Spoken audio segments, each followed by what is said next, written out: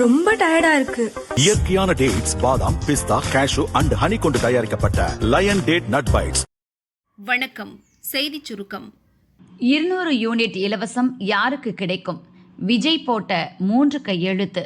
தமிழக முதல்வராக தவிக தலைவர் விஜய் பதவியேற்றார். அந்த மேடையிலேயே தேர்தல் வாக்குறுதியை நிறைவேற்றும் வகையில் 3 திட்டங்களுக்கான கோப்புகளில் கையெழுத்திட்டார். முதல் திட்டம் இலவச மின்சாரம். இதுவரை இலவசமாக வழங்கப்பட்டு வந்த 100 யூனிட் மின்சாரம் இனி 200 யூனிட்டாக அதிகரிக்கும்.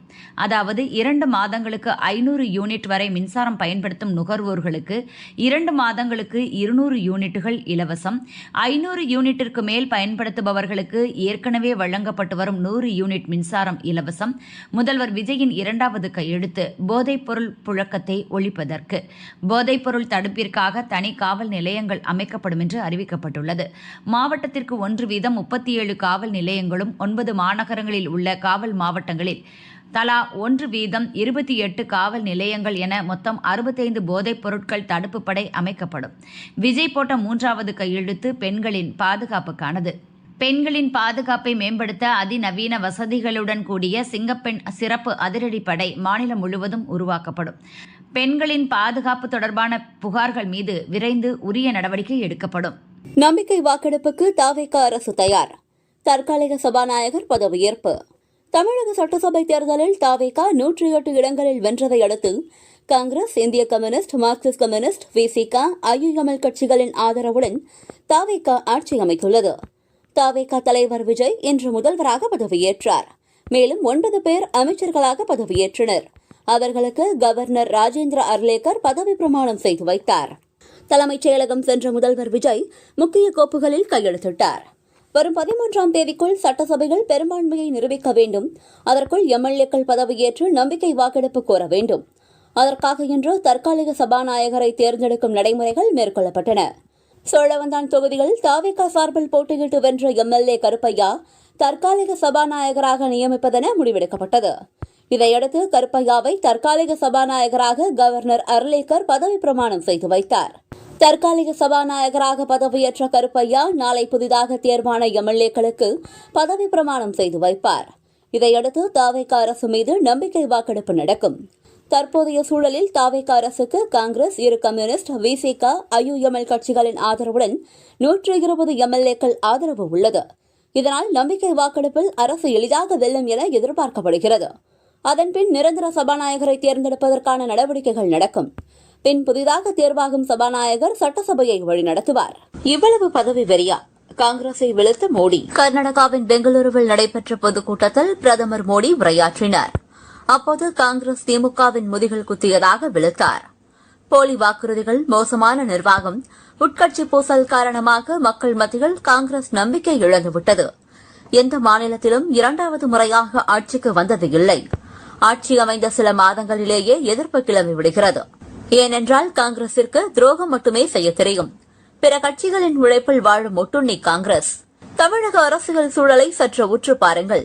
25 முதல் 30 ஆண்டுகளாக திமுகவுடன் காங்கிரஸ் மிக நெருக்கமாக இருந்து வந்தது. பல நெருக்கடிகளில் இருந்து காங்கிரஸை மீட்டது திமுக கூட்டணிதான். சொல்லப்போனால் 2014க்கு முன் 10 ஆண்டுகள் மத்தியில் காங்கிரஸ் ஆட்சி நீடித்ததற்கு காரணமே திமுக தான். காங்கிரசின் வளர்ச்சிக்கும் மேம்பாட்டுக்கும் திமுக தொடர்ந்து பாடுபட்டு வந்தது. ஆனால் அரசியல் சூழல் மாறிய மறுகணமே காங்கிரஸ் துரோகம் செய்துவிட்டது. பதவி வெறி பிடித்த காங்கிரஸ் தனக்கு கிடைத்த முதல் வாய்ப்பிலேயே திமுகவின் முதுகில் குத்திவிட்டது. இப்போது அரசியல் களத்தில் தனது இருப்பை தக்க வைத்துக் கொள்ள காங்கிரசுக்கு மற்றொரு கட்சி தேவைப்படுகிறது. மற்றொரு கட்சியின் முதுகில் சவாரி செய்வதற்கு அது தயாராகிவிட்டது என்று பிரதமர் மோடி கூறினார். பஞ்சப்பாட்டு பாடாதீங்க, விஜய்க்கு ஸ்டாலின் நறுக். எதிர்கட்சி வேலை அதிரடி ஆரம்பம். நம்ம தமிழ்நாடு கவர்மெண்ட் இருக்கிற அந்த நிலைமையை பத்தி நான் உங்ககிட்ட நான் சொல்லணும். கிட்டத்தட்ட 10 லட்சம் கோடிக்கு மேல கடன் வாங்கி வச்சுட்டு போயிருக்கிற இன்னைக்கு அந்த தமிழ்நாடு அரசு இருக்கிறப்போ, கஜானாவை சுத்தமா தொடச்சி வலிச்சு வச்சுட்டு போயிருக்கிறப்போ, தூக்க முடியாத சுமையை ஏத்தி வச்சுட்டு போயிருக்கிறப்போ,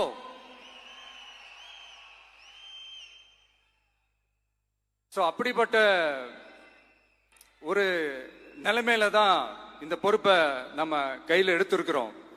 முந்தைய அரசு கஜானாவை காலி செய்துவிட்டு சென்றதாக முதல்வர் விஜய் தனது முதல் பேச்சிலேயே குற்றம் சாட்டிய நிலையில் திமுக தலைவர் ஸ்டாலின் பரபரப்பு அறிக்கை வெளியிட்டார். தமிழ்நாடு முதலமைச்சராக பொறுப்பேற்றுள்ள தமிழக வெற்றிக் கழக தலைவர் விஜய்க்கு எனது மனப்பூர்வமான வாழ்த்துக்களை தெரிவித்துக் கொள்கிறேன். பதவியேற்றதும் தாங்கள் கையெழுத்திட்டுள்ள அறிவிப்புகளையும் வரவேற்கிறேன். எடுத்த எடுப்பிலேயே அரசிடம் பணம் இல்லை என பேச ஆரம்பிக்காதீங்க. அதெல்லாம் இருக்கு. மக்களுக்கு கொடுக்க மனசும் ஆட்சி திறமையும் தான் வேணும். 5 ஆண்டுகளாக கோவிட் வெள்ளம் போன்ற பல பிரச்சனைகளையும் மத்திய பாஜக அரசின் ஓர வஞ்சனையையும் சமாளிச்சுதான் நாங்க எண்ணற்ற மக்கள் நலத்திட்டங்களை நிறைவேற்றினோம். ரூபாய் 10 லட்சம் கோடி கடனை வைத்துவிட்டு கஜானாவை துடைத்துவிட்டு சென்றுள்ளது கடந்த அரசு என்ற குற்றச்சாட்டை முதல் உரையிலேயே சொல்லியிருக்கீங்களே. அனுமதிக்கப்பட்ட வரம்புக்குட்பட்டே தமிழ்நாட்டின் கடன் அளவு இருக்கிறது.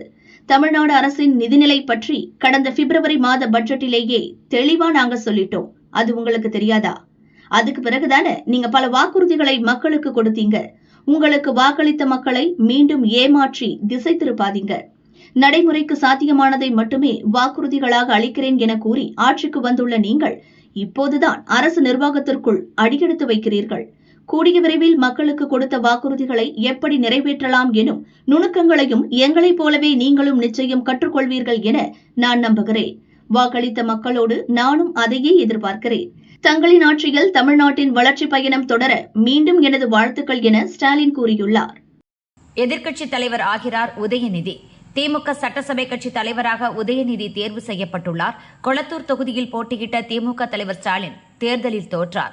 ஸ்டாலின் சட்டசபைக்கு செல்ல முடியாது என்பதால் அந்த இடத்துக்கு மகன் உதயநிதி தேர்வு செய்யப்பட்டுள்ளார். சட்டசபையில் எதிர்க்கட்சித் தலைவராகவும் உதயநிதி இருப்பார். திமுக சட்டசபை துணைத் தலைவராக KN நேருவும் திமுக கொறடாவாக ஏவா வேலுவும் தேர்வு செய்யப்பட்டுள்ளனர். நாளை கூடுகிறது சட்டசபை. MLA-க்கள் பதவியேற்பு. தமிழக முதல்வராக விஜயும் 9 அமைச்சர்களும் இன்று பதவியேற்றுக் கொண்டனர். 17வது தமிழக சட்டசபையின் முதல் கூட்டம் நாளை காலை 9:30க்கு கூடுகிறது. தேர்தலில் வெற்றி பெற்றவர்கள் MLA-க்களாக நாளை பதவியேற்கின்றனர். அதற்கான ஏற்பாடுகள் தீவிரமாக நடந்து வருகிறது. மே 12ஆம் தேதி காலை 9:30 மணிக்கு நம்பிக்கை வாக்கெடுப்பு நடத்தி சட்டசபை சபாநாயகர், துணை சபாநாயகர் ஆகியோர் தேர்வு செய்யப்படுகின்றனர். மே 13ஆம் தேதிக்குள் தனது பெரும்பான்மையை நிரூபிக்க வேண்டும் என கவர்னர் அர்லேகர் விஜய்க்கு கெடு விதித்துள்ளது குறிப்பிடத்தக்கது. நீங்கதான் என் உயிராச்சே, மேடையிலேயே உடைத்த விஜய். தீயாய் பரவும் வீடியோ. விஜய் பதவியேற்பு விழா பிரம்மாண்டமாக நடந்து முடிந்தது. லோக்சபா எதிர்க்கட்சித் தலைவர் ராகுல், விஜயின் அம்மா, அப்பா, குடும்பத்தினர், நெருங்கிய நண்பர்கள், தோழி த்ரிஷா, அரசியல் பிரபலங்கள், திரை நட்சத்திரங்கள், MLA-க்கள், தவேக தொண்டர்கள் உற்சாகமாக பங்கேற்றனர். அனல் தெறிக்க பேசிய விஜய் இவர்கள் அனைவருக்குமே தனது பேச்சின் போது நன்றி தெரிவித்தார். தமிழக மக்கள், குட்டீஸ், தவேக தொண்டர்கள், விர்ச்சுவல் வாரியர்ஸ் என அடுத்தடுத்து நன்றி சொன்னார். அப்படி நன்றி சொல்லி வரும்போது திடீரென விஜய் போட்ட ஒரு குட்டி பிரேக்கும் அவரது முகமலர்ச்சியும் பெரும் பரபரப்பை கிளப்பியது. இன்னொருத்தவங்களுக்கும் நான் முக்கியமா நன்றி சொல்லணும். உங்களை எப்படி மறப்பேன்? நீங்க தான் என் உயிராச்சே என்று சொல்லிவிட்டு சில நொடிகள் விஜய் சஸ்பென்ஸ் வைத்தார். அவரது உதடுகளில் இருந்து முகம் முழுக்க புன்னகை படர்ந்தது. விஜய் விட்ட பிரேக்கில் அந்த ஒருத்தர் யார் என்று எல்லோரும் யோசித்துக் கொண்டிருக்கும் போது தமிழக வெற்றிக் கழக தோழர்களே என்று யூகங்களுக்கு முற்றுப்புள்ளி வைத்து முடித்தார் விஜய். இப்படி ஒரு சூழலை ஏற்படுத்தி கொடுத்த தமிழ்நாட்டு மக்கள், ஒட்டுமொத்த மக்கள், உங்கள் அனைவருக்கும் இந்த நேரத்தில் என்னுடைய நன்றியை தெரிவிச்சு, இன்னொருத்தவங்களுக்கு முக்கியமா நான் நன்றி சொல்லணும். அது இந்த விஜய் மாமாவோட குட்டி நண்பா, நண்பி.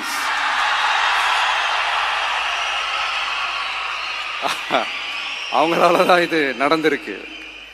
உங்களுக்கு எப்படி நன்றி கடன் செய்யணும்? உங்களுக்காக உங்க ஃபியூச்சரை மைண்ட்ல வச்சுக்கிட்டு எல்லா நல்ல விஷயங்களையும் உங்களுக்காக இந்த விஜய் மாமா செஞ்சு கொடுப்பான். கான்பிடண்டா இருங்க. அதே மாதிரி இன்னொருத்தவங்களுக்கும் நான் முக்கியமா நன்றி சொல்லணும். உங்களை எப்படி நான் மறப்பேன்? நீங்க தான் என்னோட உயிராச்சு. தமிழக வெற்றி கழக தோழர்களே,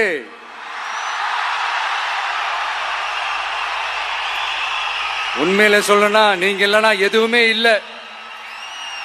என்னோட கழக தோழர்களுக்கும், கழக நிர்வாகிகளுக்கும், வாக்கு சாவடி முகவர்களுக்கும், மை டியர் வர்ச்சுவல் வாரியர்ஸ்,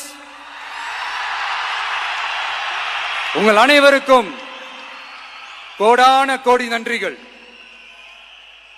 வாங்க எல்லாருமா சேர்ந்து ஒரு ஃப்ரெஷ் கவர்னன்ஸ், ஒரு நியூ கவர்னன்ஸ் ஒன்று கொடுப்போம். This is a new beginning.